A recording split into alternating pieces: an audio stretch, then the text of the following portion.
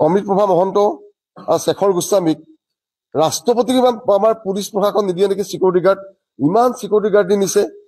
শ্যামকানু মহন্তই দাঢ়িকেইডাল কাটিহে যাব পাৰিছে জেলৰ পৰা। ৰাজ আতিথ্য দিছে বুলি ক'লে বেয়া পায়, কিন্তু যদি 15 দিন জেলত থকা মানুহজন 14 দিন জেলত থকা মানুহজনৰ দাঢ়ি কাটিবৰ কাৰণে সুযোগটো কোনে দিলে? ছেভিং কেনেকে কৰি যাব পাৰিছে? ইমান ধুনীয়াকে গা পা ধুইছে, দাঢ়ি কাটি গৈছে। তেখেতে সত্ৰ আৰু মানে মন্দিৰলৈ গৈছে নেকি? হত্যাকাৰী তেওঁলোক, ভগৱান হত্যাকাৰী, সংস্কৃতিৰ বেপাৰী এইকেইটা।